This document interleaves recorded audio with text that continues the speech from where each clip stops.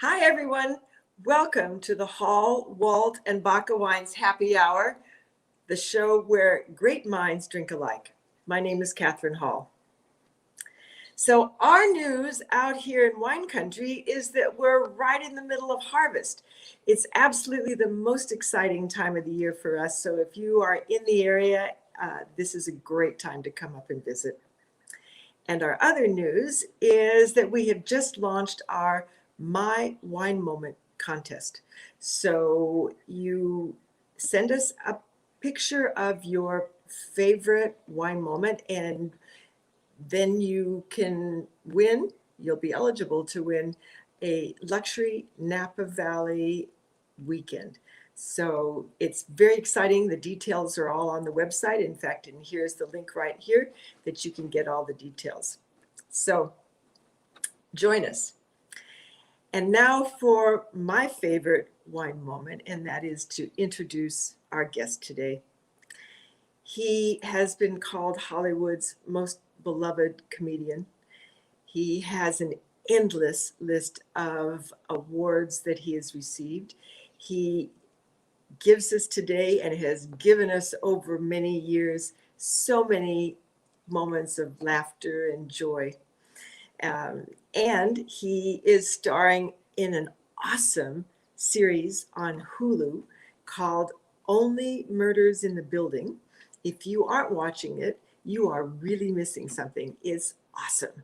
So let's bring on Martin Short. Hello, Kathryn. Hello, Martin. How are you? I am so fine and so much better that you're here. Well, thank you very much. Thank you so much for joining. My joy. I am looking at where you're sitting. I'm figuring you must be at home. Are you at a local restaurant? Yes, I'm at home. I'm at home. I see. Well, you pick an appropriate backdrop. I like it. Thank you very much. Just a few of my little things. Let's see, the awards are up here, as we can see. Oh my gosh. Oh my gosh. Will you tell us about some of those? I mean, you have, let's see. You have a couple, we have some Emmys. They're not all up here. That's a Tony Which Award. are the Emmys? What do they look? Are those the gold? Hold on. That's an Emmy. Okay. That's a Tony. Where? What's the Tony?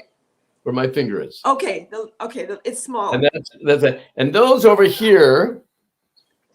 This is very odd with my finger. Yeah, it's backwards. Those up there are called the Canadian Screen Awards, and that's Canada's, Oscar and Emmy. Oh, wow! And then you have other sorted awards and things. Well, and I see over your what is to me looking like your left shoulder, but anyway, right over here, there's a picture of this wonderful series that you're in right now. Yes. The characters.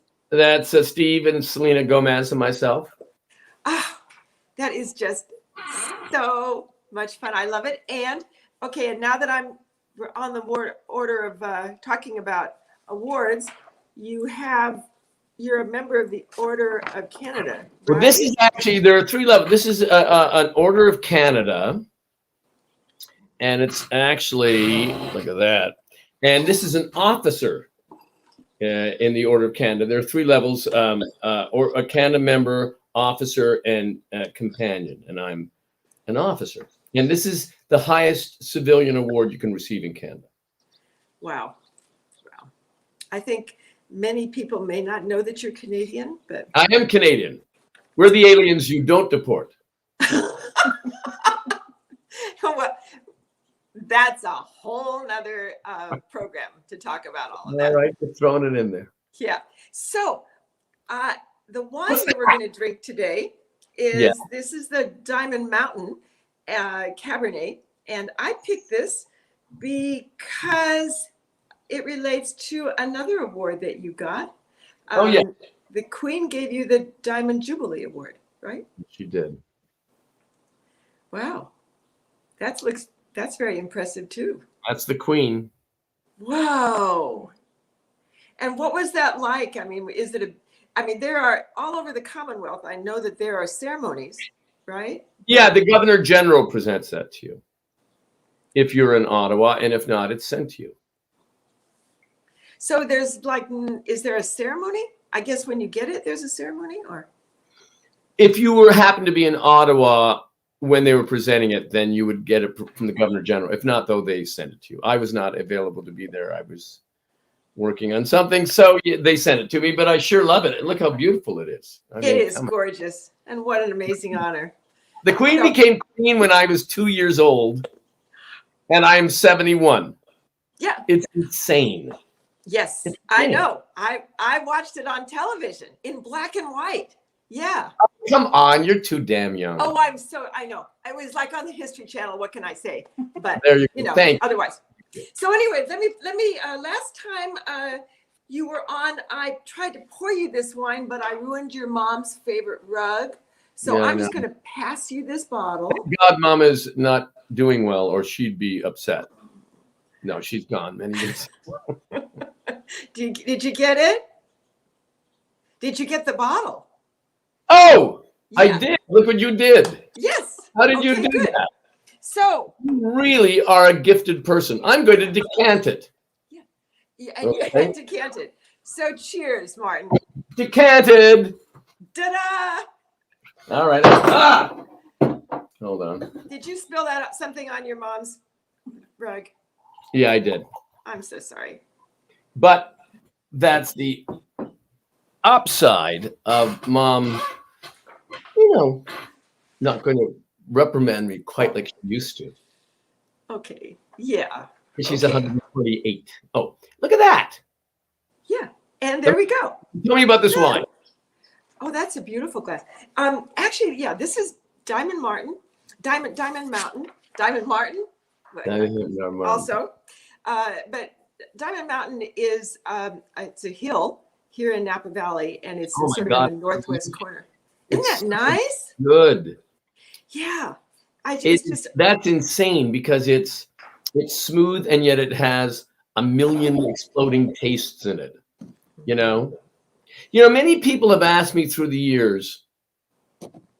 Lorne Michaels told me this funny thing once, which I'm sure he won't mind me repeating, but it's about wine. He said that, Lorne is now 76, but he said from a lot of his life, he would get a wine list in a restaurant and he'd go, I'm not even going to look at the top end. I'll look at the, 100, maybe 120 down. Then he realized when he turned 70 that when he's an old man at 98, he'll be on his last bed and his kids and grandkids will be around him. And he'll say, if I only had that $19,000 back. He decided after 70 to look at the higher end of the wines. So this is how much? It's about $200 bottle. And I'm saying that through the years, people would say, well, does a bottle that costs $285 really taste different than a bottle that costs $30? And the answer is yes, it does. Yes, it does. I don't know yes, why. It does. It does it.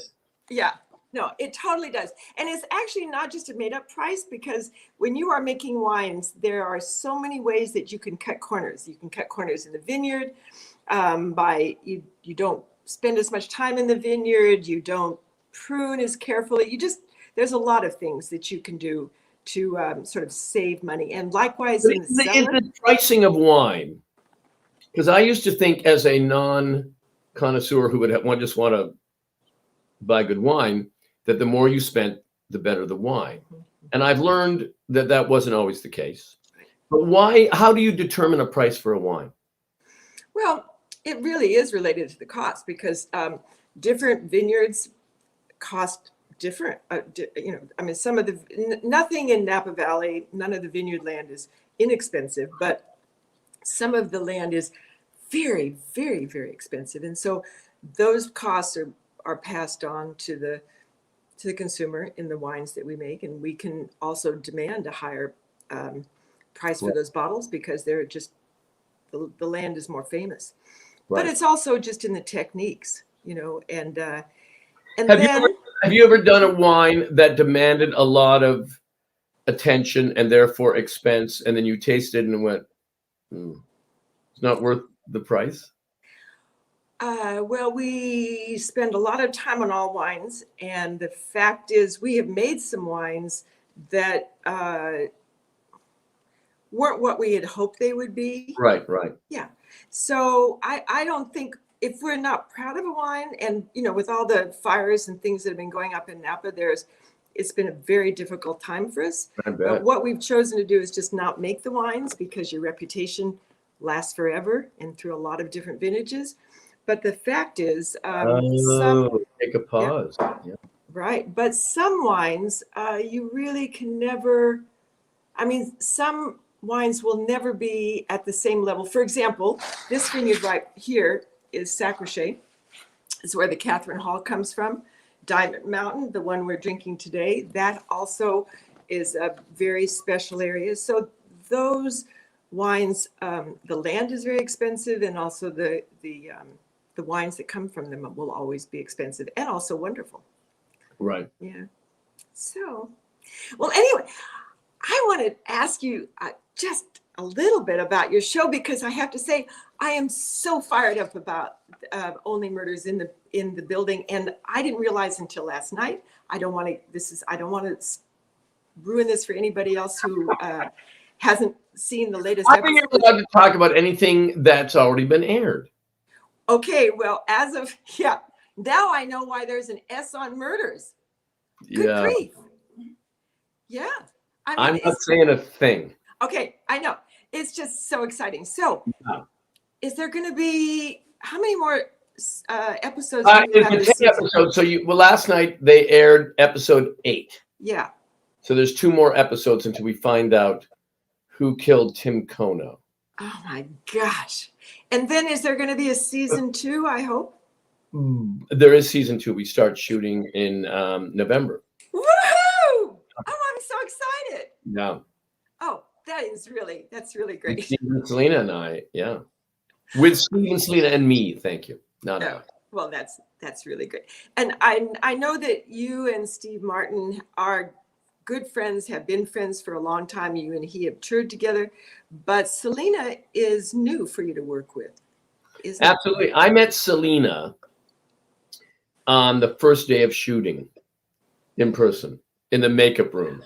Wow. And you kind of go, when I was driving to work, I was thinking, gee, Selena Gomez, she's a child star. She's massively famous. She's a pop princess. She is a recording artist. She is a television star. What is she going to be like? Because she's only 28. She could be a nightmare. She could be charming. You don't know. How do you know? And I met her, and within 2 minutes, she went, she was so charming and lovely. And you know when you meet someone right away, you kind of know. And also what was very important to me is that, like Steve, because Steve and I share this, the main thing is to keep the set loose and happy and fun when you're shooting it. Because you don't know if it's going to turn out. It could turn out to be terrible. So the only memory you have is when you made it. So you want to make sure that the making process was fun, that the hang was great. And that's based on the people you're working with. And she was like right away, went, oh my God, I'm in love with her. And it's 2 minutes. Oh, I'm so glad to hear you say that. I really love the way the three of you. If you're really talented, you don't need to be anything other than charming. Mm-hmm, mm-hmm. Well, I thought we would, and by the way, and you are charming, and all of you are just charming, and I love it. There you go. So I thought we would move on to a segment that we like to do on this show called Burning Questions. And I will ask you a burning question, and then you can ask me a burning question, so we can maybe go alternate a bit on that. Are you okay with that? I'm totally okay. Okay. All right. So here's my first. I mean, this is really special. I get to ask you these questions. I just love this.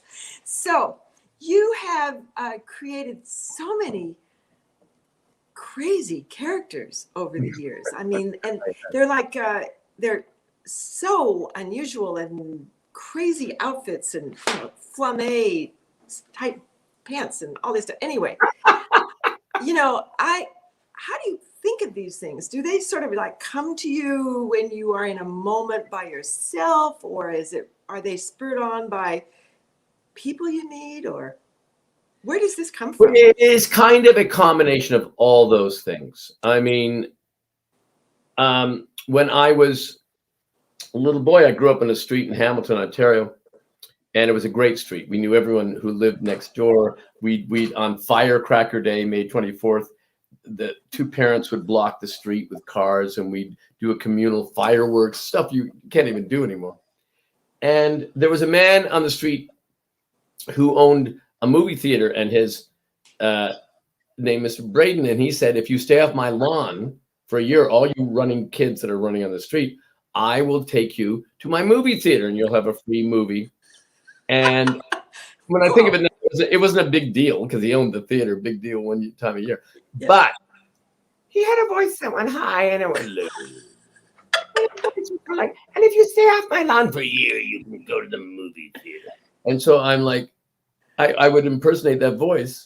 And then later on, that became part of Jiminy Glick, a character I did. So it is starting, but some of the characters I did were always based on my fascination of people in show business who don't have much talent, but they have to be in show business. So they have to, wear lame pants. They have to struggle to try to keep up, And but I don't know. I don't know how these characters, why they're all odd. I don't think Frank is odd. Frank is joyful, Grandfather the Bride, he would say, I love that outfit you're wearing. They're beautiful, they're sharp. Oh my. Yeah. By the way, let me guess that this guy who lived on Hamilton or down there didn't have kids, because who makes a promise to kids like you don't do something for a year? I mean, what kid remembers a year? I think his kids were grown and older, but he wanted his lawn. We had a street that it was one of those streets then in the early 60s where it just had 1 million kids. So we and it was all Whitten Road in Hamilton, and we had ravines in our backyards, and we'd meet in ravines, and definitely we I'm sure we were a nightmare to people with nice lawns. That's great. Okay, your turn. Okay, I would say, what inspired you to open a winery? I mean, it's an odd thing to do, and it's risky, and it's time consuming. And when you discuss the fires, it's based on things you can't control, which are for many people frustrating, because I'm a bit of a control freak. I like things I can control. So what motivated you to open a winery? It's really true that it's being in this business is a lesson in patience, and also in sort of giving it over to the universe. A lot of it. I mean, there's some things that are important that you can control, but so many things that are important you cannot. Actually, the reason I'm in the business is not such a surprise, because my dad grew grapes. And so he grew grapes that wasn't his main thing, but his love. Did he have a winery? He didn't have a winery. No, he just had vineyards, and he sold them to wineries. Why do you have vineyards? Just to sell grapes, you mean? Yeah. So he had no interest in actually making wine, because he said, 95% of a wine is made in a vineyard, which, by the way, I think is true. But he also just, he didn't have an appreciation, I think, for that final 5%. I mean, you can make or break a grape in the cellar.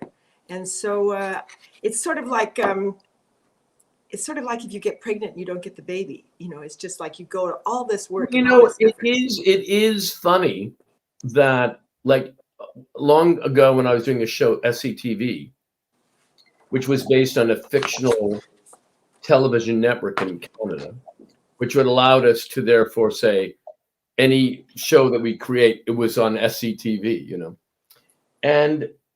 but then we'd have certain, like, we'd hire a new writer, and they wouldn't quite get it. and they'd say, what's wrong with this line? Why are you being so finicky? And I thought, no, because that line applies to who that character was 2 years ago. And they kind of look at me blankly, and I realize that's like you're saying, you can't have a winery if you don't care between a $20 bottle of wine and a $300 bottle of wine. If they all taste the same to you, that's fine. You shouldn't open a winery. That's right. Totally agree. Well, let's do one. We have a fun game coming up, but let's do sort of one more burning question I'm going to ask you. I have one more burning question I have to ask you. I had 10, but what can I say? Like, what are you going to be? Okay, what are you going to be for Halloween, Martin? You know, there are two costumes I go out as. One is very simple. And one is I get a white hat, one of those hats, and an orange bandlawn jersey, and I go out as Gilligan from Gilligan's Island. Very simple. Oh, okay. Or another idea, which I only threatened to do, was to tie a shoe to the top of my head under my chin, and then paint my face like an Argyle sock, and then get a wire hanger and hang material just down and go as an upside down leg.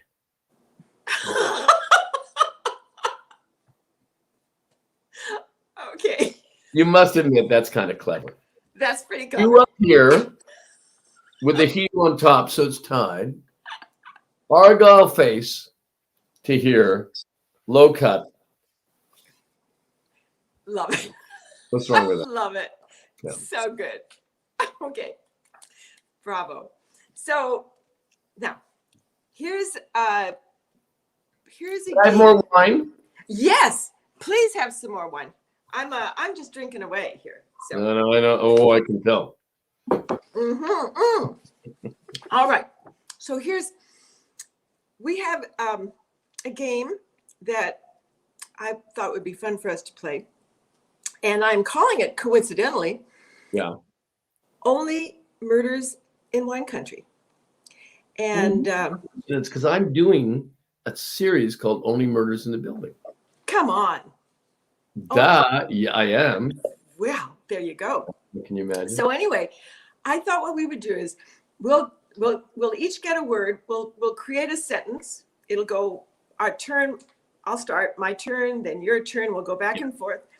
And the little twist on this is that we will have a word that we each have to use in the sentence that we make. I'll create a sentence using whatever word it is. And then you'll get a word, and you have to create another sentence creating that word. And then at the end, hopefully we'll have a wonderful murder mystery, even maybe worthy of a podcast. Well, let's hope. Let's dream. Okay, here we go. Let's give us a word. Okay, corkscrew. It was very late at night when he came home from work, and as he drove into the driveway, he looked down, and just in front of the garage door, there was a corkscrew in the middle of a pool of red liquid. Sean had experienced this before. He had been through this before. And he knew that his wife, Lydia, was what they used to call a garage door drunk. And she liked to open a bottle of Hall's wine in front of her garage door, swig it, stand up with the bottle, spill it a little, and leave the corkscrew there. But when he went into the house, she wasn't there. He couldn't find her. What's going on? So he went back and he picked up the corkscrew and he smelled it, and it smelled odd. Okay. All right. Now, Yeah. You got a lot going for you, Kathryn. yeah, Yeah. it did smell odd, but he kept thinking about how, if his wife Lydia were still standing in front of the garage door, how it would have been to have her mouth feel so strange as she dropped the wine and the corkscrew.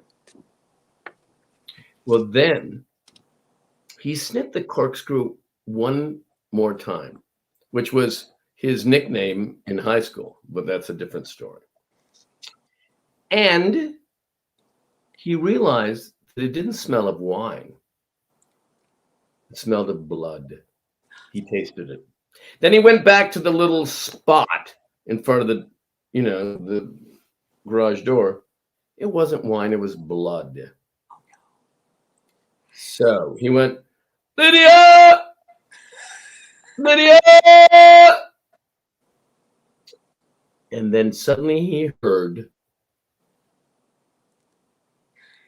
But you have to use this word full-bodied. Oh, Lydia was full bodied. We're assuming that. You obviously haven't met Lydia. Okay. So, well. Lydia brought new meaning to the word full bodied.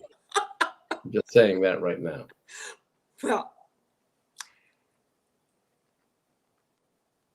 she was full-bodied. I had met her as well, and I always used to feel that was because she had this penchant for making bread.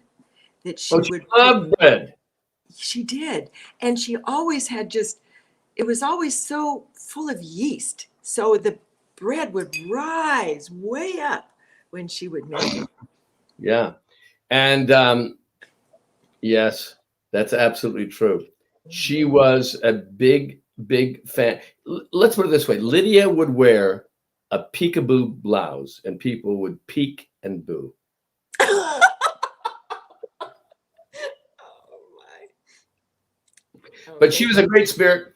And then he said, why do I smell blood? And she turned to him and said, I cut my finger opening the bottle of wine, you idiot. And then he said, oh, so sorry, full-bodied Lydia. And then she got pissed. She didn't like that comment. No, I'm but talking you about got the to wine. get that. But you got to get this word here, the nose in there. Her nose? Her nose. You have to use the nose. Well, that's why she was bleeding. Oh, I see, because her nose was bleeding. She had a little thing in her nose. Yeah. And she thought, my nose is on strike. I have a right to pick it. So she went and she caused a little vessel. Yeah. Right. It's hard. And also, I think that nose pierce that she used to have was tough. It was a big mistake for Lydia. Big mistake. For Lydia. Full-bodied and yeah. She thought it was, I don't want to tell you what she thought it was, but it didn't work out.